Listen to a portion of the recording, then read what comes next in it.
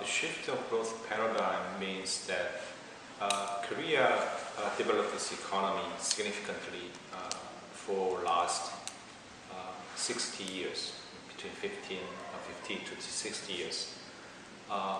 That was based on manufacturing based and the resource based and labor basis, very intensive, and the environment was second thought.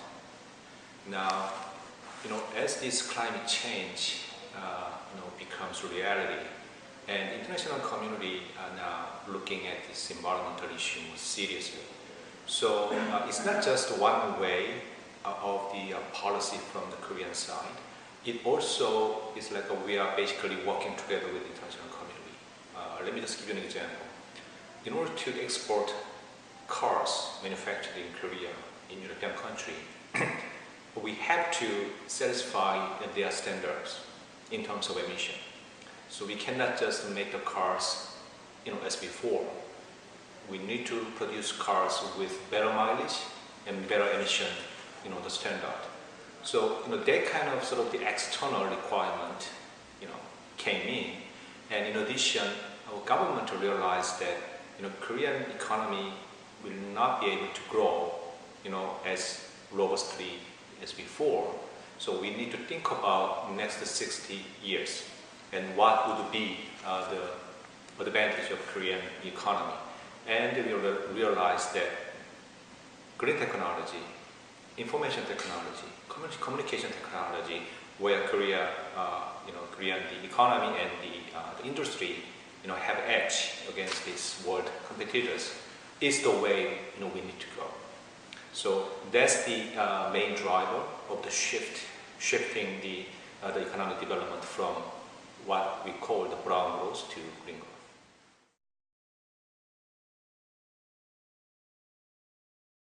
I have to begin by saying this. I was pleasantly surprised and impressed, by the fact that when you talk about GP, green productivity, you're not just talking about manufacturing sector. You're not talking about just making goods, environmental friendly way. I heard yesterday, it's going to include the social issues. So in that sense, green productivity, GP, is quite close to the green growth, which my organization is aiming for. So talking about transport sector, the green productivity in transport sector is to improve the productivity of economy, by providing better mobility. Because the transport itself is not an economic sort of the producer. It is the medium, with which the economy can grow. We have to move people from one place to another. We have to move goods from one place to another in order to make the economy vibrant. So in that sense, the green productivity in transport sector is to make the transport system more productive and more smooth and more environmentally friendly and more sustainable as well. And we can also talk about the social issues as well, which is the inclusive. So we have to provide a transport system more to the poor people so that they can have the access to the job opportunity. We call this equity issue, it's transport equity. So as we move on, in the future, the transport system, will evolve in such a way that people may travel in a more environmental friendly way, or sometimes people don't have to travel for their work. So because bottom line is we want to improve the social productivity so that the output of the social activities can be spread out the entire participant and stakeholders.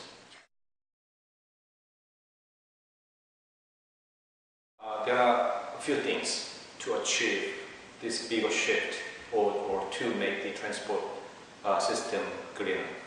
The first one is to promote the public transportation as much as possible.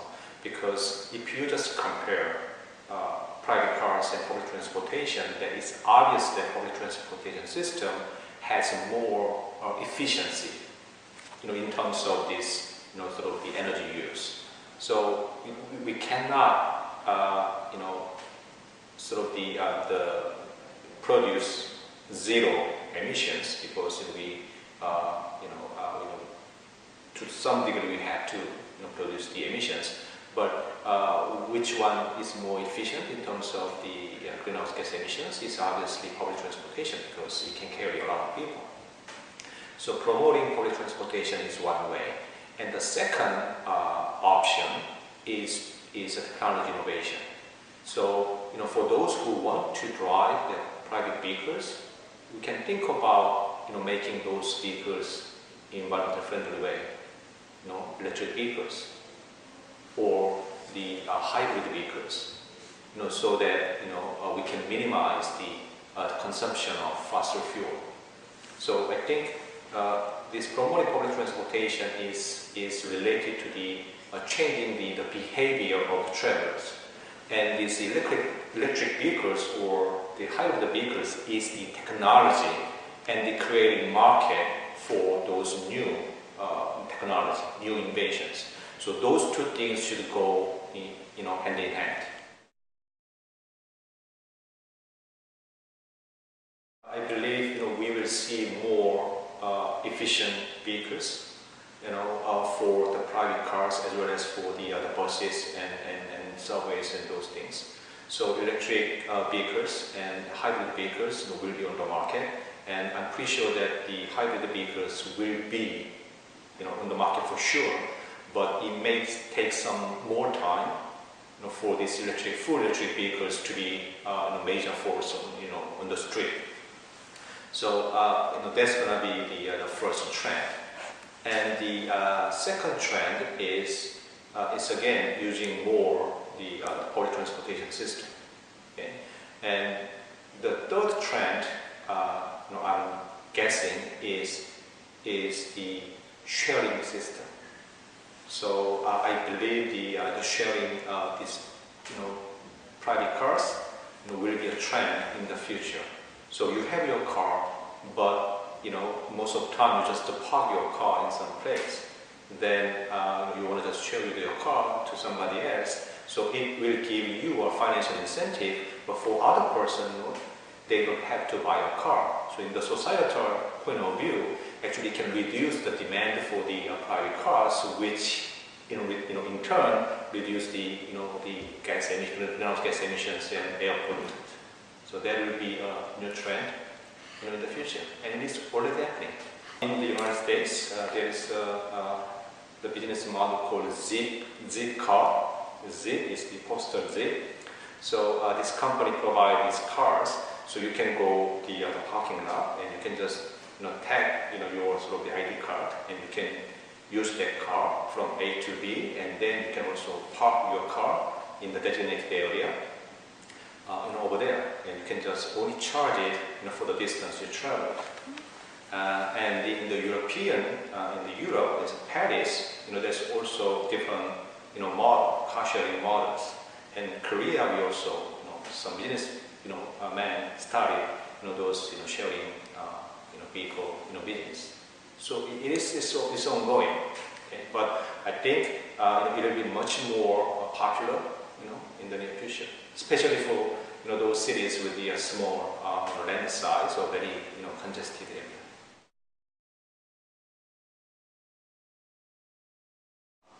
For example, the one example I mentioned during my presentation was the waste management system in Korea, which was introduced around 1997 or 8, if my memory is correct.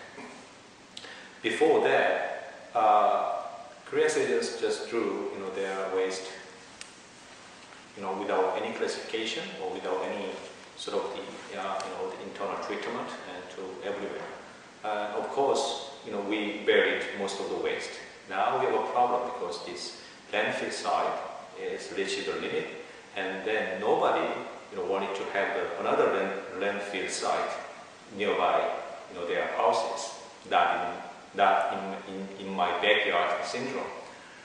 So the government introduced this volume-based waste management system.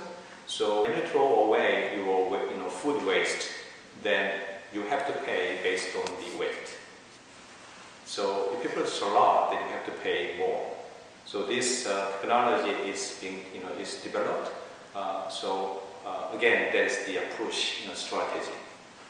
And the incentives is about financial incentives. Actually, you don't have to pay the entire cost for such a system, which is it's not that cheap, because a lot of the financial requirement is supported by the government.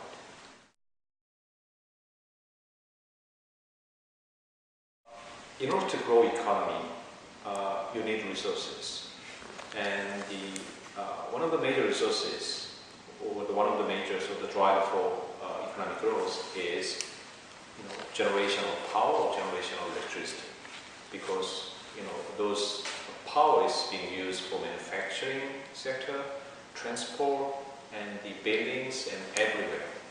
Now, so far, generating those powers are mainly based on fossil fuels, whether it's usually the coal. The reason I said it's possible to grow economy without actually at the same time reducing the dependence on the fossil fuel is because there is alternative, which is renewable energy. We have the solar technology, we have the wind energy technology, we have the geothermal energy, we have the biomass technology.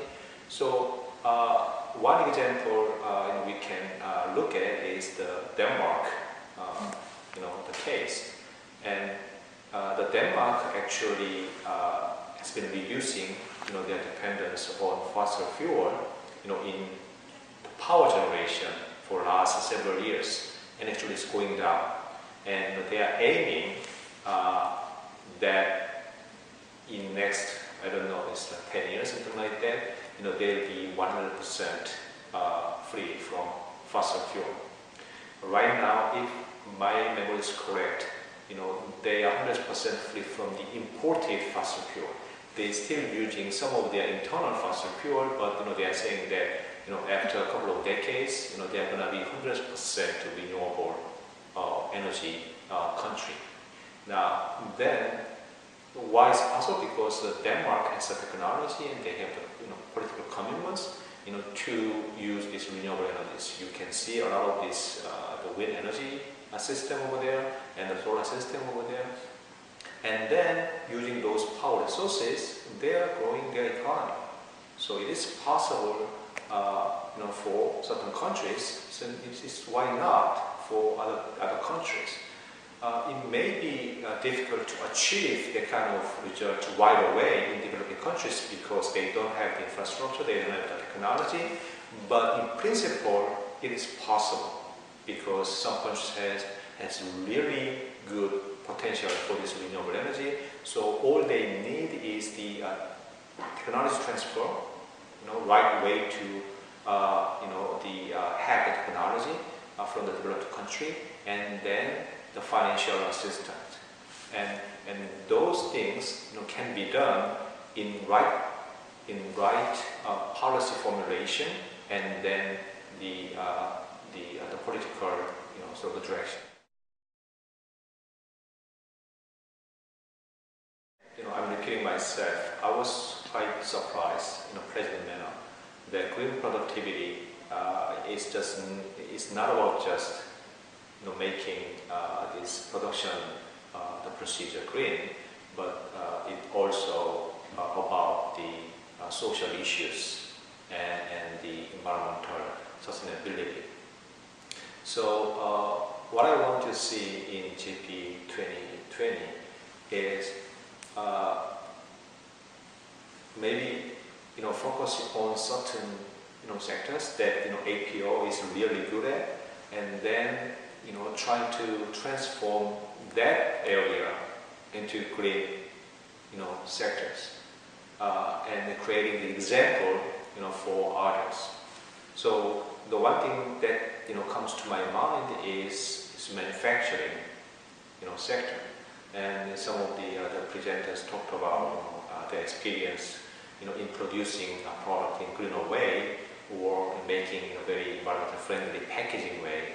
So if that kind of the activities spread out, the entire industry, the same industry, then there will be really great achievement for the APO, and then it will be recognized by world community, and then it can actually spread out, even beyond the manufacturing and the sort of the supply chain, the area, and how far it can go. I mean, it's